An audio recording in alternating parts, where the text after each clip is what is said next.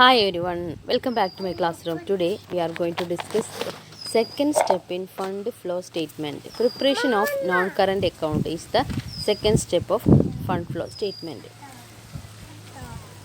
Analyzing the changes in non-current items, that is preparation of non-current accounts. Non-current items changes analyze ചെയ്യുമ്പോഴാണ് non-current account പ്രിപ്പറേഷൻ്റെ ആവശ്യം വരുന്നത്. For identifying inflow or outflow of fund on account of non-current items, ledger accounts should be prepared. If there is no additional information, it is easy to find out change or inflow or outflow in non-current items. For example, opening value of plant and machinery, rupees 1,50,000. Its closing value is 2 lakh. Then we can assume that additional plant or machinery rupees 50,000 has been purchased during the year. അല്ലേ?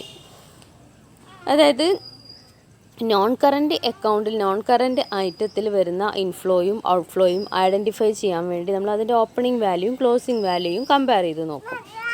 ഇവിടെ മെഷീനറിയുടെ opening value 1,50,000, closing value 2 lakh തന്നിട്ടുണ്ട്. അവിടെ എന്തുണ്ട്? Additional ആയിട്ടുള്ള ഒരു 50,000 closing ടൈമിൽ add ചെയ്ത് വന്നിട്ടുണ്ട്. അവിടെ അഡീഷണൽ ഇൻഫർമേഷൻസ് ഒന്നും പറയുന്നില്ല, അതിനെക്കുറിച്ച് വേറെ ഇൻഫർമേഷൻസ് ഒന്നും പറയുന്നില്ല. 50,000 അധികം എമൗണ്ട് കാണുന്നുണ്ട്. ദാറ്റ് മീൻസ് നമ്മളവിടെ എന്താണ് അസ്യൂം ചെയ്യേണ്ടത്? 50,000ൻ്റെ അഡീഷണൽ മെഷീനറി പർച്ചേസ് ചെയ്തിട്ടുണ്ട് എന്നുള്ളതാണ്. പർച്ചേസ് ചെയ്യുമ്പോൾ ക്യാഷ് ഔട്ട്ഫ്ലോ ആണ്, പുറത്തേക്ക് പോവുകയാണ് ചെയ്യുക. That means application of fund. Next, another example, opening value furniture 40,000, closing value 30,000. Furniture 40,000 ഉണ്ടായിരുന്നത് ക്ലോസിംഗ് ഡേറ്റ് ആയപ്പോഴത്തേക്ക് 30,000 ആയി. അതായത് അഡീഷണൽ ഇൻഫർമേഷൻ ഒന്നും പറയുന്നില്ല. 10,000ൻ്റെ കുറവ് അവിടെ വന്നിട്ടുണ്ട്. Degrees rupees 10,000. ഫർണിച്ചർ കുറയാണ് ചെയ്തിട്ടുള്ളത്. കുറയെന്ന് പറഞ്ഞാൽ എന്താണ്? 10,000 കുറഞ്ഞു എന്ന് പറഞ്ഞാൽ അവിടെ എന്താ മീൻ ചെയ്യണത്? ഡിപ്രീസിയേഷൻ സംഭവിച്ചിട്ടുണ്ട്, അതല്ലെങ്കിൽ സെയിൽ സംഭവിച്ചിട്ടുണ്ട്. ഏതെങ്കിലും ഒന്നായിട്ട് എടുക്കാം. ഡിപ്രീസിയേഷൻ ആകുമ്പോൾ എന്ത് സംഭവിച്ചിട്ടുണ്ട്? 40,000 എന്നുള്ളത് 10,000 രൂപ ഡിപ്രീസിയേഷൻ ആകുമ്പോൾ പിന്നെ സ്വാഭാവികമായിട്ടും ക്ലോസിംഗ് വാല്യൂ 30,000 ആയിരിക്കും. അതല്ലെങ്കിൽ നമുക്കതിനെ സെയിലായിട്ട് കൺസിഡർ ചെയ്യാം. 10,000ൻ്റെ ഫർണിച്ചർ എടുത്ത് വീട്ടിലുണ്ടാവാം. ഓക്കെ, അപ്പോൾ ഇവിടെ ഡിപ്രീസിയേഷൻ ആയിട്ടാണ് എടുക്കുന്നതെങ്കിൽ that is taken four computation of fund from operation. Fund from operation calculate ചെയ്യാൻ ആ ഡിപ്രീസിയേഷൻ നമുക്ക് ആവശ്യമാണ്. ദെൻ അവിടെ നമ്മൾ പറഞ്ഞു അതല്ലെങ്കിൽ സെയിൽസ് ആയിരിക്കും. സെയിൽസ് പറഞ്ഞാൽ അവിടെ എന്താ മീൻ ചെയ്യണത്? ഇൻഫ്ലോ ആണ്. ക്യാഷ് ഇങ്ങോട്ട് വരികയാണ് ചെയ്യുന്നത്, അല്ലേ? അതിനെ നമ്മൾ ഇൻഫ്ലോ ആയിട്ട് എടുക്കും. If there is increase in intangible asset like goodwill, patent, copyright, trademark, etc., it should be treated as purchase. Intangible assets ആയിട്ടുള്ള ഗുഡ്വില്ലോ പാറ്റൻറ്റോ കോപ്പിറൈറ്റോ ട്രേഡ്മാർക്കോ അതിലേതെങ്കിലും വാല്യൂ ഇൻക്രീസ് ആണ് എങ്കിൽ that should be taken as treated as purchase. അതിൻ്റെ value കൂടിയിട്ടുണ്ടെങ്കിൽ അഡീഷണലായിട്ട് purchase ചെയ്തിട്ടുണ്ട്, അത് ആപ്ലിക്കേഷനായിട്ട് എടുക്കുക. Application എന്ന് പറഞ്ഞാൽ uses of ഫണ്ടായിട്ട് എടുക്കുക. Okay, if there is decrease in intangible asset, അത് കുറയാണ് ചെയ്തിട്ടുള്ളെങ്കിൽ, ഫിക്റ്റീഷ്യസ് അസറ്റോ അല്ലെങ്കിൽ ഇൻടാഞ്ചിബിൾ അസറ്റോ ഏതെങ്കിലും ഒരു ഐറ്റത്തിൽ കുറവാണ് സംഭവിച്ചിട്ടുള്ളത് എങ്കിൽ അവിടെ എങ്ങനെയാണ് നമ്മൾ അതിനെ കൺസിഡർ ചെയ്യേണ്ടത്? ഇൻടാഞ്ചിബിൾ ഐറ്റം എന്ന് പറയുമ്പോൾ ഗുഡ് വില്ല്, പാറ്റൻറ്റ് അങ്ങനെയുള്ള സംഭവങ്ങൾ. ഫിക്റ്റീഷ്യസ് അസറ്റ് എന്ന് പറയുമ്പോൾ പ്രിലിമിനറി എക്സ്പെൻസോ ഡിസ്കൗണ്ട് ഓൺ ഇഷ്യൂ ഷെയർസോ അണ്ടർ റൈറ്റിംഗ് കമ്മീഷനൊക്കെ ആവാം. അപ്പോൾ അതിൻ്റെ വാല്യൂ കുറഞ്ഞു എന്ന് പറയുമ്പോൾ അവിടെ വാല്യൂ കുറയാന്ന് പറയുമ്പോൾ റിട്ടേൺ റൈറ്റ് ഓഫ് ചെയ്തിട്ടുണ്ടാകും. റൈറ്റ് ഓഫ് എന്ന് പറഞ്ഞാൽ എഴുതി തള്ളുക, അല്ലേ? ഗുഡ് വില്ലിൻ്റെ വാല്യൂ ഒക്കെ ഇയർലി എന്ത് ചെയ്യാറുണ്ട്? P&L അക്കൗണ്ടിലൂടെ റൈറ്റ് ഓഫ് ചെയ്യാറുണ്ട്. അങ്ങനെ റൈറ്റ് ഓഫ് ചെയ്തായിട്ടാണ് കൺസിഡർ ചെയ്യേണ്ടത്. റൈറ്റ് ഓഫ് ചെയ്തത് കൊണ്ടാണ് അതിൻ്റെ വാല്യൂ അവിടെ കുറഞ്ഞിട്ടുള്ളത്. സാധാരണ അസറ്റിൽ നമ്മൾ ഡിപ്രീസിയേഷൻ എന്ന് പറഞ്ഞിട്ടാണ് ഒഴിവാക്കാറ്. ഇവിടെ റൈറ്റ് ഓഫ് ഇതായിട്ട് P&L അക്കൗണ്ടിൽ കാണിക്കും. അത് നമുക്ക് ഫണ്ട് ഫ്രം ഓപ്പറേഷൻ കാൽക്കുലേറ്റ് ചെയ്യാൻ ആവശ്യമാണ്. It should be added back, തിരിച്ച് ആഡ് ചെയ്ത് കൊടുക്കുക ടു പ്രോഫിറ്റ്. എന്ത് കാൽക്കുലേറ്റ് ചെയ്യുമ്പോൾ? ഫണ്ട് ഫ്രം ഓപ്പറേഷൻ കാൽക്കുലേറ്റ് ചെയ്യുമ്പോൾ. അതല്ലെങ്കിൽ ഫണ്ട് ഫ്രം ഓപ്പറേഷൻ കാൽക്കുലേറ്റ് ചെയ്യുന്നത് നമ്മൾ P and L adjustment account ചെയ്തിട്ടാണെങ്കിൽ രണ്ട് രീതിയിൽ കാൽക്കുലേറ്റ് ചെയ്യാം. P and L adjustment account ചെയ്തിട്ടാണ് നമ്മൾ ഫണ്ട് ഫ്രം ഓപ്പറേഷൻ കാൽക്കുലേറ്റ് ചെയ്യുന്നതെങ്കിൽ നമ്മൾ അത് എന്ത് ചെയ്യണം, ഡെബിറ്റ് സൈഡിൽ ഡെബിറ്റ് ചെയ്ത് കൊടുക്കുക. Debit to P and L adjustment account. ഇത് ഫണ്ട് ഫ്രം ഓപ്പറേഷൻ കാൽക്കുലേറ്റ് ചെയ്യാനാണ് നമ്മൾ എടുക്കുക. ഈ ഫണ്ട് ഫ്രം ഓപ്പറേഷൻ സോഴ്സായിട്ട് നമ്മളവിടെ കാണിക്കും, ഫണ്ട് ഫ്ലോ സ്റ്റേറ്റ്മെൻറ്റിൽ കാണിക്കും. When there is increase in share ക്യാപിറ്റലിൽ ഇൻക്രീസ് വന്നു, ഡിബഞ്ചറിൽ ഇൻക്രീസ് വന്നു എങ്കിൽ അവിടെ അതിൻ്റെ അർത്ഥം എന്താണ്, ഷെയർ ക്യാപിറ്റൽ കൂടി എന്ന് പറയുമ്പോൾ അഡീഷണലായിട്ട് നമ്മളവിടെ ഷെയർ ഇഷ്യൂ ചെയ്തിട്ടുണ്ടാവും. Fresh issue of shares or debentures അവിടെ സംഭവിച്ചിട്ടുണ്ടാവും. അത് നമ്മൾ എന്ത് ചെയ്യുക, സോഴ്സായിട്ട് എടുക്കുക. ഇൻഫ്ലോ അല്ലേ, ഫണ്ട് ഉള്ളിലേക്ക് വന്നതല്ലേ, ഇൻഫ്ലോ ആയിട്ട് എടുക്കുക, സോഴ്സായിട്ട് എടുക്കുക. പുതിയതായിട്ട് ഇഷ്യൂ ചെയ്തുകൊണ്ടാണ് അവിടെ അഡീഷണലായിട്ട് എമൗണ്ട് കൂടിയത്. അപ്പോൾ അതിനെ നമ്മൾ സോഴ്സായിട്ടാണ് എടുക്കേണ്ടത്. ഓക്കെ. ഇനി decrease in preference share debenture due to redemption. Debenture നമ്മൾ തിരിച്ചു കൊടുക്കുക, 5 ഇയേഴ്സിന് ശേഷം റെഡീം ചെയ്യുന്നതാണെങ്കിൽ തിരിച്ചു കൊടുക്കും. പ്രിഫറൻസ് ഷെയർ നമ്മൾ റെഡീം ചെയ്യും, തിരിച്ചു കൊടുക്കും. അങ്ങനെയാകുമ്പോൾ അതിൻ്റെ വാല്യൂ കുറയും, ഡിക്രീസ് ചെയ്യും. അത് ആപ്ലിക്കേഷനാണ്. തിരിച്ചു കൊടുക്കുമ്പോൾ ഔട്ട്ഫ്ലോ ഓഫ് ഫണ്ടാണ്, ഫണ്ട് പുറത്തേക്ക് പോവുകയാണ്, ആപ്ലിക്കേഷനായിട്ടാണ് എടുക്കേണ്ടത്. ലോൺ കൂടി എന്ന് പറഞ്ഞാൽ എന്താണ്, അഡീഷണലായിട്ട് ലോൺ നമ്മളെടുത്തു, അത് സോഴ്സ് ഓഫ് ഫണ്ടായിട്ടാണ് എടുക്കേണ്ടത്. ലോൺ അഡീഷണലായിട്ട് എടുത്ത സോഴ്സ് ഓഫ് ഫണ്ടാണ്. ലോൺ കുറഞ്ഞു എങ്കിൽ അത് നമ്മൾ തിരിച്ചു കൊടുത്തു, ആപ്ലിക്കേഷൻ ഓഫ് ഫണ്ടാണ്. ലോൺ എടുത്തു കഴിഞ്ഞാൽ നമ്മളത് റീപേ ചെയ്തുകൊണ്ടിരിക്കും അല്ലേ. അപ്പോൾ ഇനി ഇതിനകത്ത് നമ്മൾ മെയിനായിട്ട് നോട്ട് ചെയ്യേണ്ട കുറച്ച് കാര്യങ്ങൾ ഇപ്പോൾ ഇത്ര നേരം ഡിസ്കസ് ചെയ്തത് പോയിൻ്റ് ഔട്ട് ചെയ്ത് കാണിച്ചു എന്ന് മാത്രം. എന്തൊക്കെ കാര്യങ്ങളാണ് നോക്കാം. Increase in non current asset. Fixed അസറ്റിൽ കൂടി എന്ന് പറഞ്ഞാൽ നമ്മൾ ഫിക്സഡ് അസറ്റ് വാങ്ങി എന്നാണ് അർത്ഥം, ആപ്ലിക്കേഷനായിട്ട് എടുക്കുക. ഇനി ഇൻടാഞ്ചിബിൾ അസറ്റ് കൂടി എന്ന് പറഞ്ഞാൽ, അതായത് ഗുഡ് വില്ലോ പാറ്റൻറ്റോ ട്രേഡ് മാർക്കോ കൂടി എന്ന് പറഞ്ഞാൽ പർച്ചേസ് ആയിട്ട് എടുക്കുക, അതായത് ആപ്ലിക്കേഷൻ. പർച്ചേസ് ചെയ്യുക പറഞ്ഞാൽ നമ്മുടെ കയ്യിൽ നിന്ന് എമൗണ്ട് പോവുകയാണ്, ഔട്ട്ഫ്ലോ ആണ്, ആപ്ലിക്കേഷനാണ്, യൂസസ് ആണ്.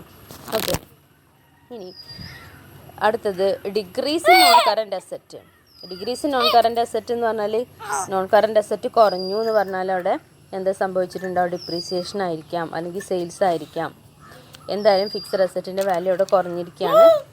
അപ്പോൾ അത് നമുക്ക് സെയിലായിട്ടോ കൺസിഡർ ചെയ്യാം, അല്ലെങ്കിൽ ഡിപ്രീസിയേഷനായിട്ടോ കൺസിഡർ ചെയ്യാം. Decrease in intangible asset fictitious അസറ്റിൻ്റെ വാല്യൂ കുറയാണ് ചെയ്തിട്ടുള്ളത് എങ്കിൽ അത് റൈറ്റ് ഓഫ് ചെയ്തിട്ടുണ്ട് എന്നാണ് മനസ്സിലാക്കേണ്ടത്. അങ്ങനെയാണെങ്കിൽ അത് ഫണ്ട് ഫ്രം ഓപ്പറേഷൻ കാൽക്കുലേറ്റ് ചെയ്യാൻ നമ്മൾ തിരിച്ച് ആഡ് ചെയ്ത് കൊടുക്കും, പ്രോഫിറ്റിൻ്റെ കൂടെ ആഡ് ചെയ്ത് കൊടുക്കും, അല്ലെങ്കിൽ പി ആൻഡ് അഡ്ജസ്റ്റ്മെൻറ്റ് അക്കൗണ്ടിൽ ഡെബിറ്റ് ചെയ്ത് കൊടുക്കും. ഓക്കെ. നേരത്തെ പറഞ്ഞ കാര്യങ്ങൾ പോയിൻ്റ് ഔട്ട് ചെയ്ത് എഴുതിയെന്ന് മാത്രം. നെക്സ്റ്റ്, ഷെയർ ക്യാപിറ്റൽ കൂടിക്കഴിഞ്ഞാൽ, ഡിബഞ്ചർ കൂടിക്കഴിഞ്ഞാൽ അതിൻ്റെ അർത്ഥം അഡീഷണലായിട്ട് നമ്മൾ ഇഷ്യൂ ചെയ്തിട്ടുണ്ട്, അല്ലെങ്കിൽ അവിടെ പ്രീമിയം വന്നിട്ടുണ്ട്. എങ്ങനെയായാലും അത് സോഴ്സസ് ആണ്, എമൗണ്ട് കൂടുക ചെയ്തിട്ടുള്ള ഇൻഫ്ലോ ആണ്. ഇനി പ്രിഫറൻസ് ഷെയറോ ഡിബഞ്ചറോ കുറയാണ് ചെയ്തിട്ടില്ലെങ്കിൽ അത് ഔട്ട്ഫ്ലോ ആണ്, ആപ്ലിക്കേഷനാണ്, തിരിച്ചു കൊടുക്കാനുള്ളത് കൊടുത്തിട്ടുണ്ടാവും. ഇനി ലോൺ കൂടുകയാണ് ചെയ്തിട്ടില്ലെങ്കിൽ അഡീഷണലായിട്ട് നമ്മൾ ലോൺ എടുത്തു, അത് സോഴ്സസ് ആണ്. ഇനി ലോണ് ഡിക്രീസ് ചെയ്യുകയാണെന്നുണ്ടെങ്കിൽ അത് ആപ്ലിക്കേഷൻ ആയിരിക്കും. പിന്നെ റിസർവ് 5,000 ഉണ്ടായിരുന്നുള്ളൂ, ഈ വർഷം നോക്കുമ്പോൾ അത് 8,000 ഉണ്ട് എങ്കിൽ 3,000 ഈ വർഷത്തെ പ്രോഫിറ്റിൽ നിന്ന് റിസർവിലേക്ക് മാറ്റി വെച്ചതാണെന്നാണ് മീൻ ചെയ്യുന്നത്. അത് കറണ്ട് ഇയർ പ്രോഫിറ്റിൻ്റെ കൂടെ ആഡ് ചെയ്ത് കൊടുത്താൽ നമുക്ക് ഫണ്ട് ഫ്രം ഓപ്പറേഷൻ കാൽക്കുലേറ്റ് ചെയ്യാനായിട്ട് കിട്ടും. അപ്പോൾ തേർഡ് സ്റ്റെപ്പ് പഠിക്കുമ്പോഴാണ് ഫണ്ട് ഫ്രം ഓപ്പറേഷൻ ഏതൊക്കെ ഐറ്റംസാണ് വരിക എന്നുള്ളത് നമുക്ക് മനസ്സിലാവുക. അപ്പോൾ ഇതിൽ പല ഐറ്റംസും ഫണ്ട് ഫ്രം ഓപ്പറേഷൻ വരുന്നതാണ്, ചിലത് നേരിട്ട് ഏതിനകത്ത് വരുന്നതാണ്, ഫണ്ട് ഫ്ലോ സ്റ്റേറ്റ്മെൻറ്റിൽ വരുന്നതാണ്. അപ്പോൾ ഈ സിറ്റുവേഷൻസിലൊക്കെയാണ് നമുക്ക് എന്ത് പ്രിപ്പയർ ചെയ്യേണ്ടി വരിക, ഫിക്സഡ് അസറ്റ് അക്കൗണ്ടോ ഡിപ്രീസിയേഷൻ നോൺ കറൻറ്റ് ഐറ്റം ത്തിൽ ഔട്ട്ഫ്ലോ ആണോ ഇൻഫ്ലോ ആണോ എന്ന് കണ്ടുപിടിക്കാനായിട്ട് പ്രിപ്പയർ ചെയ്യേണ്ടതായിട്ട് വരും. നെക്സ്റ്റ് നമുക്ക് ഈ ക്വസ്റ്റ്യൻ ഒന്ന് നോക്കാം. Opening and closing balance of plant and machinery account at written down value appearing in the balance sheet ₹3 lakh and 4 lakh respectively. The provision for depreciation account shows an opening balance of 70,000, 90,000 during the year. Then the machine costing ₹80,000 was purchased in exchange for fully paid up equity shares. Further, an old machine costing ₹16,000, provision for depreciation 7,000, was sold for ₹8,000. Show the ledger account. അപ്പോൾ ഇതിനകത്ത് എന്തൊക്കെ കാര്യങ്ങളാണ് പറയുന്നത് നോക്കാം. ആദ്യം നമുക്ക് plant and മെഷീനറിയുടെ opening value closing value തന്നിട്ടുണ്ട്. ഓക്കെ. പക്ഷേ ആ ഓപ്പണിംഗ് വാല്യൂ ക്ലോസിംഗ് വാല്യൂ നമുക്ക് തന്നിട്ടുള്ളത് റിട്ടൺ ഡൗൺ വാല്യൂ ആണ്. അപ്പോൾ അക്കൗണ്ട് പ്രിപ്പയർ ചെയ്യുമ്പോൾ നമുക്ക് അതിനകത്ത് ഒറിജിനൽ കോസ്റ്റ് കാണിക്കണം. ഒറിജിനൽ കോസ്റ്റ് കാണിക്കണം എന്നുണ്ടെങ്കിൽ എന്ത് ചെയ്യും? റിട്ടേൺ ഡൗൺ വാല്യൂ ആണ് ഈ 3 lakhs 4 lakhs. The provision for depreciation already given, അത് ഓപ്പണിങ്ങും തന്നിട്ടുണ്ട്, ക്ലോസിങ്ങും തന്നിട്ടുണ്ട്. അപ്പോൾ ഒറിജിനൽ കോസ്റ്റ് കാണിക്കണം എന്നുണ്ടെങ്കിൽ ഓപ്പണിംഗ് ബാലൻസ് നമ്മൾ കാണിക്കുമ്പോൾ 3 lakhs മാത്രം കാണിച്ചാൽ ശരിയാവില്ല. 3 lakhs കൂടി 70,000 കൂടെ ആഡ് ചെയ്യണം. 3 lakhs എന്ന് പറയുമ്പോൾ അതിൻ്റെ റിട്ടേൺ ഡൗൺ വാല്യൂ ഡിപ്രീസിയേഷൻ കൂടെ ആഡ് ചെയ്യുമ്പോഴാണ് അതിൻ്റെ ഒറിജിനൽ വാല്യൂ കാണിക്കുക. അപ്പോൾ ഓപ്പണിംഗ് ബാലൻസ് 3,70,000 ആണ് വരിക. അതേപോലെ ക്ലോസിംഗ് വാല്യൂ കാണിക്കുമ്പോൾ 4 lakhs കൂടെ ക്ലോസിംഗ് പ്രൊവിഷൻ ആഡ് ചെയ്തിട്ട് 4,90,000 ക്ലോസിംഗ് വാല്യൂ ആയിട്ട് കാണിക്കണം. അപ്പോഴാണ് അതിൻ്റെ ഒറിജിനൽ കോസ്റ്റിൽ അത് കാണിക്കാൻ പറ്റുന്നത്. തന്നത് റിട്ടേൺ ഡൗൺ വാല്യൂവിലാണെങ്കിൽ ഓപ്പണിംഗ് പ്രൊവിഷനും ക്ലോസിംഗ് പ്രൊവിഷനും ഓപ്പണിംഗ് വാല്യൂവിൻ്റെ ക്ലോസിംഗ് വാല്യൂവിൻ്റെ കൂടെ ആഡ് ചെയ്ത് കൊടുക്കണം. അതൊരു നോട്ടായിട്ട് നിങ്ങൾ എഴുതി വയ്ക്കുക നോട്ട്ബുക്കിൽ കേട്ടോ. നോട്ട് ഞാൻ സെൻഡ് ചെയ്ത് തരാം. നെക്സ്റ്റ് വേറൊരു കാര്യം പറയുന്നത് എന്താണെന്ന് വെച്ചാൽ 80,000 റുപ്പീസിൻ്റെ ഒരു മെഷീനറി പർച്ചേസ് ചെയ്തിട്ടുണ്ട്. 80,000 റുപ്പീസിൻ്റെ ഒരു മെഷീനറി എന്ത് ചെയ്തിട്ടുണ്ട്? പർച്ചേസ് ചെയ്തിട്ടുണ്ട്. കണ്ടോ, 80,000 റുപ്പീസിൻ്റെ മെഷീനറി വാങ്ങിയിട്ടുണ്ട്. ആ 80,000 റുപ്പീസിൻ്റെ മെഷീനറി വാങ്ങിയിട്ടുണ്ട്, പക്ഷെ അതിന് ക്യാഷ് അല്ല കൊടുത്തിട്ടുള്ളത്. എന്താണ്? പെയ്ഡ് അപ്പ് ഇക്വിറ്റി ഷെയർസാണ് കൊടുത്തിട്ടുള്ളത്. Okay, paid up equity shares കൊടുത്തിട്ടാണ് എന്ത് ചെയ്തിട്ടുള്ളത്? മെഷീൻ വാങ്ങിയിട്ടുള്ളത്. ക്യാഷിന് പകരം ഷെയറാണ് ഇഷ്യൂ ചെയ്തിട്ടുള്ളത്. നെക്സ്റ്റ് ഓൾഡ് മെഷീൻ, ഒരു പഴയ മെഷീൻ 16,000 റുപ്പീസ് വാല്യൂ ഉള്ളൊരു പഴയ മെഷീനാണ്. അപ്പോൾ അതിൻ്റെ വാല്യൂ എത്രയാണ്? 16,000 ആണ് ഇതിൻ്റെ വാല്യൂ എന്ന് പറയുന്നത്. ആ കോസ്റ്റ് വരുന്ന ആ മെഷീൻ്റെ ഡിപ്രീസിയേഷൻ എന്ന് പറയുന്നത് 7,000 രൂപ വരും. ഓക്കെ, അപ്പോൾ ഇതുവരെ യൂസ് ചെയ്തതിൻ്റെ ഡിപ്രീസിയേഷൻ എന്ന് പറയുന്നത് 7,000 രൂപ വരും. അപ്പോൾ ബാക്കി എത്ര വരും? 9,000 വരും അല്ലേ. 16,000 ആണ് ഒറിജിനൽ കോസ്റ്റ്. ഡിപ്രീസിയേഷൻ മാറ്റി വയ്ക്കുമ്പോൾ 9,000. ഇപ്പോൾ അതിൻ്റെ റിട്ടേൺ ഡൗൺ വാല്യൂ 9,000 വരും. ഈ 9,000 ആണ് ശരിക്കും ഇപ്പോൾ കറണ്ട് അതിൻ്റെ വാല്യൂ എന്ന് പറയുന്നത്. ഡിപ്രീസിയേഷൻ മാറ്റിക്കഴിഞ്ഞാൽ അത് വിറ്റത് എത്ര രൂപയ്ക്കാണ്? 8,000 റുപ്പീസിനാണ് വിറ്റത്. അപ്പോൾ 9,000 വില വരുന്ന മെഷീന് വിറ്റത് 8,000-നാണെങ്കിൽ നമുക്ക് എന്താ സംഭവിച്ചിട്ടുള്ളത്? അവിടെ ലോസ് അല്ലേ. 9,000 ആണ് അതിൻ്റെ ശരിക്കുള്ള വാല്യൂ, റിട്ടേൺ ഡൗൺ വാല്യൂ. പക്ഷേ 8,000 രൂപയ്ക്ക് നമ്മളത് വിറ്റത്. 1,000 രൂപ നമുക്ക് എന്താണത്? Loss on sale of machinery. Machinery വിറ്റപ്പോൾ വന്ന നഷ്ടമാണ്. ഓക്കെ അല്ലേ. 16,000 ആണ് വാല്യൂ, 7,000 ഡിപ്രീസിയേഷൻ ലെസ് ചെയ്ത് അതിൻ്റെ ഇപ്പോഴത്തെ വാല്യൂ 9,000 റുപ്പീസ് വാല്യൂ ഉള്ള മെഷീൻ വിറ്റത് 8,000 rupees. That means the difference 1,000 is loss on sale of machinery. Clear ആയോ? ഇനി എങ്ങനെയാണ് സോൾവ് ചെയ്യണമെന്ന് നോക്കാം. Plant and machinery account prepare ചെയ്യാൻ പോവാണ്. Plant and machinery account prepare ചെയ്യുന്നത് എന്തിനാണ്? ഹിഡൻ ആയിട്ട് എന്തെങ്കിലും കണ്ടുപിടിക്കാനാണ്. അല്ലെങ്കിൽ അഡീഷണലായിട്ട് പർച്ചേസ് ചെയ്തിട്ടുണ്ടോ, അഡീഷണലായിട്ട് എന്തെങ്കിലും സെയിൽസ് വന്നിട്ടുണ്ടോ, അതിൻ്റെ ഓപ്പണിംഗ് വാല്യൂ ക്ലോസിംഗ് വാല്യൂ തന്നിട്ടുണ്ടെങ്കിലും അഡീഷണലായിട്ട് ഇൻഫർമേഷൻ തന്നിട്ടുണ്ട് അല്ലേ. അപ്പോൾ അഡീഷണലായിട്ട് ഇൻഫർമേഷൻ തന്നു കഴിഞ്ഞാലാണ് പ്ലാന്റ് ആൻഡ് മെഷീനറി നമ്മൾ ഓപ്പൺ ചെയ്യേണ്ടത്. റിട്ടേൺ ഡൗൺ വാല്യൂവിലായതുകൊണ്ട് ഓപ്പണിംഗ് പ്രൊവിഷനും ക്ലോസിംഗ് പ്രൊവിഷനും അതിൻ്റെ ഓപ്പണിംഗ് ആൻഡ് ക്ലോസിംഗ് വാല്യൂവിൻ്റെ കൂടെ ആഡ് ചെയ്യണം. ഇങ്ങനെയുള്ള പോയിൻറ്റ്സ് നോട്ട് ചെയ്യാം. ഇനി നമ്മൾ പറഞ്ഞ കാര്യങ്ങൾ എങ്ങനെയാണ് അക്കൗണ്ടിൽ നോട്ട് ചെയ്യുന്നത് നമുക്ക് നോക്കാം. Plant and machinery account open ചെയ്യുന്നു. പെർട്ടിക്കുലേഴ്സ് കോളം, എമൗണ്ട് കോളം രണ്ട് സൈഡിലും ചെയ്തു. ഇനി നമുക്ക് ബാലൻസ്, ഓപ്പണിംഗ് ബാലൻസ് കാണിച്ചത് എങ്ങനെയാണെന്ന് നോക്കൂ.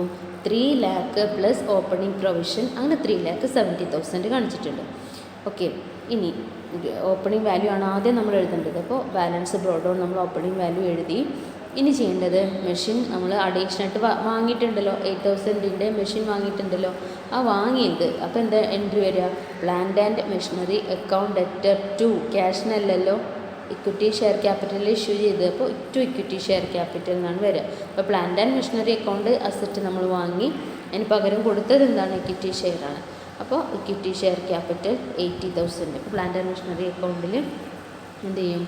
Plant and machinery account debtor to equity share capital 80,000 നമ്മൾ ചെയ്തു. ഓക്കെ അല്ലേ. ഇനി അടുത്ത ട്രാൻസാക്ഷൻ എന്തായിരുന്നു? ഒരു മെഷീൻ നമ്മൾ എന്ത് ചെയ്തിട്ടുണ്ട്? പഴയൊരു മെഷീൻ വിറ്റിട്ടുണ്ട് അല്ലേ. അപ്പോൾ അതിൻ്റെ കാര്യങ്ങൾ എഴുതണ്ടേ. അപ്പോൾ അതിന് ഡിപ്രീസിയേഷൻ ഒരു 7,000 പറയുന്നുണ്ട്. ആ ഡിപ്രീസിയേഷൻ നമ്മളിവിടെ 7,000 ചെയ്തു. Okay, depreciation 7,000. ഡിപ്രീസിയേഷൻ എന്ന് provision for depreciation account debtor to plant and machinery. ഇപ്പോൾ ഡിപ്രീസിയേഷൻ പ്രൊവൈഡ് ചെയ്യുമ്പോൾ അങ്ങനെ എൻട്രി വരും അല്ലേ.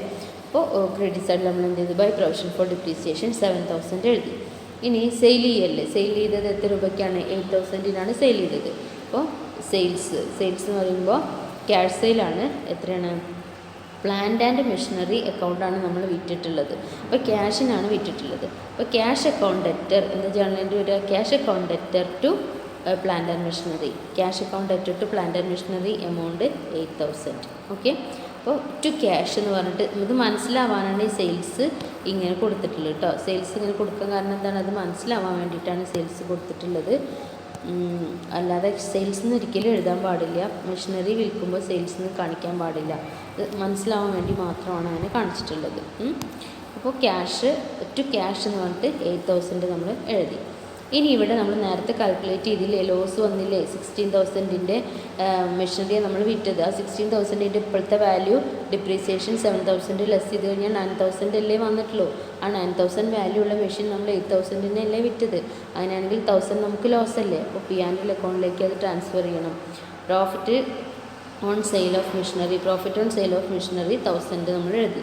ഓക്കെ, ഇനി ക്ലോസിംഗ് ബാലൻസ് നമുക്കറിയാം 4 lakh ആണ്. 4 lakhൻ്റെ കൂടെ ക്ലോസിംഗ് പ്രൊവിഷനും കൂടെ ആഡ് ചെയ്യണം. 4 lakh plus closing provision, that means 4,90,000 closing value കിട്ടി. ഇനി നമ്മൾ എന്ത് ചെയ്യാൻ പോവാണ്, ഇത് ടോട്ടൽ ചെയ്യാൻ പോവാണ്. ആദ്യം നമുക്ക് ക്രെഡിറ്റ് സൈഡ് ടോട്ടൽ ചെയ്യാം. 7,000 plus 8,000 plus 1,000 plus closing value 4,90,000. അപ്പോൾ നമുക്ക് 5,06,000 കിട്ടി. ഓക്കെ, ഇനി നമുക്ക് ഡെബിറ്റ് സൈഡ് ടോട്ടൽ ചെയ്യാം. ഡെബിറ്റ് സൈഡ് ടോട്ടൽ ചെയ്യുമ്പോൾ നമുക്ക് കിട്ടുന്നത് എത്ര മാത്രമാണ്, 3,70,000ൻ്റെ കൂടെ എന്ത് ചെയ്യുക, 8,000 3,70,000 ഉണ്ട്, അതേപോലെ 80,000 ഉണ്ട്. ഈ 2 എമൗണ്ട് മാത്രമേ ഉള്ളൂ. ആ 2 എമൗണ്ട് കൂടെ നമ്മൾ ടോട്ടൽ ചെയ്യുന്നു. അവിടെ 5,06,000 കിട്ടുന്നില്ല. ഇതേ ടോട്ടൽ ഇവിടെ കിട്ടുന്നില്ല. എന്തുകൊണ്ടാണ്, ഇത്ര രൂപയുടെ വ്യത്യാസം അവിടെ ഉണ്ട്. അതായത് എത്ര രൂപയുടെ വ്യത്യാസമാണുള്ളത്, ഈ 56,000ൻ്റെ വ്യത്യാസമുണ്ട് അല്ലേ. ആ 56,000 എന്തായിരിക്കും എന്ന് കാണുക, ഡെബിറ്റ് സൈഡിലല്ലേ കുറവ് അല്ലേ.